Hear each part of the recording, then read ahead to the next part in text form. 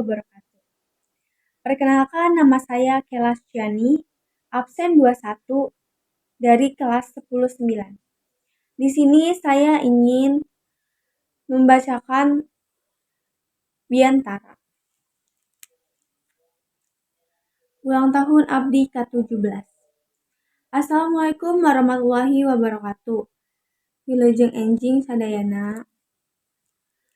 Alhamdulillah, urang sadaya muji syukur ka Gusti Nu Maha Suci, anu parantos mapari rahmat sareng hidayana, sehingga urang tiasa patepang dina kayaan sehat walafiat dina acara urang tahun ke-17 simkuring. Aya manuk dina dahan, sorana matek kasmaran, luhur nuhun ka Pangeran, ieu acara urang kawitan. Simkuring ngaturakeun wilujeng samping sareng wilujeng rauh ka rerencang anu dipikacinta. Hatur nuhun parantos nyempetkeun waktu kanggo hadir dina acara anu sederhana ieu.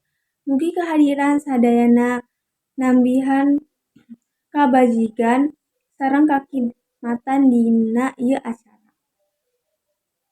Dina ieu mahuripeun dinten anu kacida istimewa pikeun simkuring, sebab parantos mohantal yuswa 17 tahun.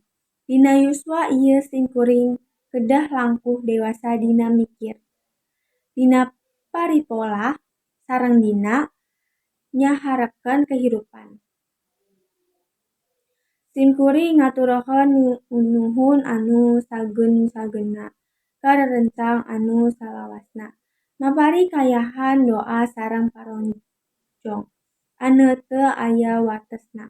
Kitu deui ka rerencang sadayana anu parantos dateng bagian penting dina kahirupan simkuring. Simkuring nyuhunkeun doa ti sadayana, mugi dina yuswa ka-17 ieu tiasa janten pribadi anu langkung sae, langkung tanggung jawab, sareng tiasa ngohontal cita-cita anu dipikaharep. Simkuring nyuhunkeun dihampunten upami dina ieu acara aya kakirangan, boh dina upacara dina nyambutkeun atapi dina sajabina. Ka pasar meuli baso, basona kacida da waktosna urang papisahan wilujeng kantun sadayana. Hatur nuhun kana sagala perhatian sareng kahirapan rerencang sadayana. Wassalamualaikum warahmatullahi wabarakatuh.